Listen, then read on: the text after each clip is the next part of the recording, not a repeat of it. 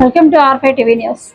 కడప నేడు కడప జిల్లాలో విద్యా ఐటీ శాఖ మంత్రి నారా లోకేష్ పర్యటన. కడప ఎయిర్పోర్ట్ నుండి సాయంత్రం 5 గంటలకు జమ్మలమడుగు నియోజకవర్గ కర్మలవారి పల్లె వద్ద బస చేరున్న మంత్రి నారా లోకేష్ రేపు దాల్మియా సిమెంట్ ఫ్యాక్టరీలో 2వ ప్లాంట్ శంకుస్థాపన కార్యక్రమానికి వస్తున్న మంత్రి నారా లోకేష్ కూటమి సర్కార్ కడప జిల్లాలో పరిశ్రమలు స్థాపించడంతో నిరుద్యోగులకు మరింత ఉద్యోగ అవకాశాలు.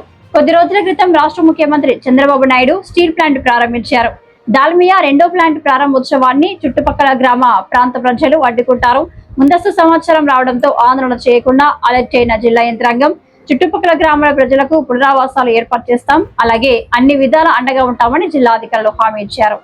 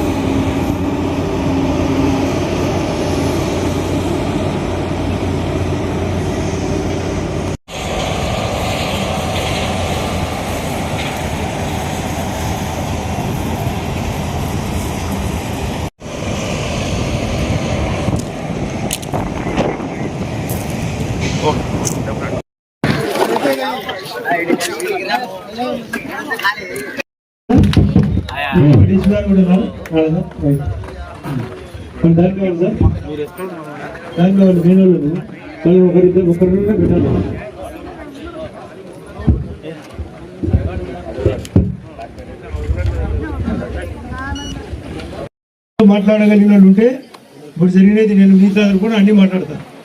ఆయన దుగ్గనపల్లె నువ్వు మళ్ళా ఇప్పుడు చెప్పేది మళ్ళీ ఒక్కసారి రిపీట్ చేసి చెప్పమ్మా.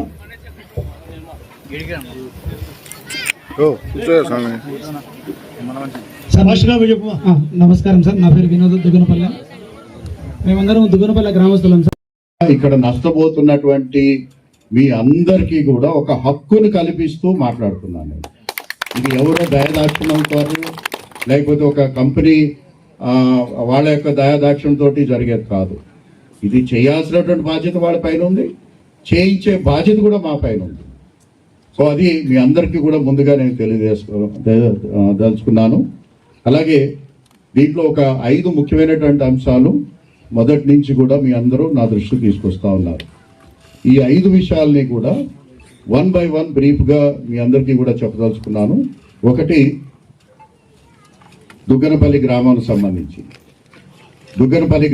సంబంధించి పూర్తి స్థాయిలో రీహాబిలిటేషన్కి దీంట్లో పొందుపరచడం జరిగింది. ఓకే, తర్వాత అదే పునరావాసం కల్పించడానికి, మార్పు చేయడానికి, గ్రామాన్ని ఇక్కడి నుంచి తరలించడానికి దాంట్లో మనం నిర్ణయం తీసుకోవడం జరిగింది. ఈ గ్రామాన్ని ఎక్కడికి తరలిస్తాము అనే దానిపైన కూడా మీ గ్రామాల్లో అసలు ఎన్ని కుటుంబాలు ఉన్నాయి, అర్హత కలిగినటువంటి ఎన్ని కుటుంబాలు ఉన్నాయనేటువంటి సర్వే కూడా మీకు ఆర్డీఓ గారు తహసీల్దార్ గారు మీకు గత 3-4 రోజులుగా మీరు పూర్తి చేయడం జరిగింది. అలాగే ఏ గ్రామాన్ని ఎక్కడికి తరలించాలనే దానిపైన కూడా మీ గ్రామానికి ఒక 2 ఆప్షన్స్ కూడా భూములను ఐడెంటిఫై చేసి మీకు ఇవ్వటం జరిగింది. దాంట్లో మీరందరూ కూడా నేను కోరుకునేది ఏంటంటే అవకాశాన్ని ఇవ్వటం జరిగింది. దీంట్లో మిమ్మల్ని అందరినీ కోరుకునేది ఏంటంటే, నీ పేరేంటమ్మా? వినోద్. నువ్వు చేయాల్సిన సహకారం ఏంటంటే గ్రామస్తులందరినీ కూడా కూర్చోబెట్టుకొని ఆ 2 చూపించినటువంటి 2 స్థలాలకి వెళ్ళండి. ఏది మీకు అనుకూలంగా ఉంటుందో, ఏది మీకు భవిష్యత్తుకి అనుకూలంగా ఉంటుందో దాన్ని మీరు ఎంపిక చేసుకున్నట్టయితే ఆ ఎంపిక చేసుకున్న తర్వాత మీరు మీ గ్రామం లేకపోతే అలిగేషన్స్ కానీ చేస్తూ వచ్చారు. అయితే వాటన్నిటికీ మేము స్పందించదలుచుకోలేదు. ఎందుకంటే మేము స్పందించేది ఏదైనా కూడా పని ద్వారా లేకపోతే పేపర్ ద్వారా మాత్రమే.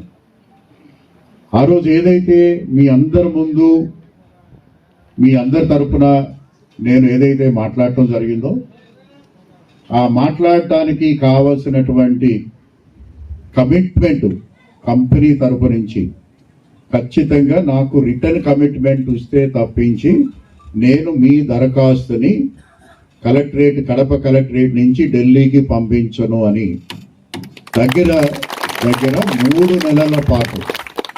3 నెలల పాటు వాళ్ళతోటి ఒక రకంగా నేను యుద్ధం చేశాను. ఎందుకంటే వారు మిగిలినటువంటి ప్లాంట్లో ఎక్కడ కూడా ఇటువంటి నిర్ణయాలు ఇంత డబ్బు ఖర్చు పెట్టినటువంటి దాఖలాలు లేవు. అయితే కంపెనీలు ఎప్పుడు పెద్దవే కదా, ఢిల్లీ నుంచి ఉంటారు, వాళ్ళు ఢిల్లీలో కంప్లైంట్ చేశారు నా మీద, గౌరవ ముఖ్యమంత్రి గారి దగ్గర కూడా కంప్లైంట్ చేశారు, ఈ కలెక్టర్ మాకు సహకరించట్లేదు, ఈ కలెక్టర్ మాకు మా కంపెనీ యొక్క దరఖాస్తుని పంపించట్లేదు అని కూడా దరఖాస్తు చేశారు. I don't care.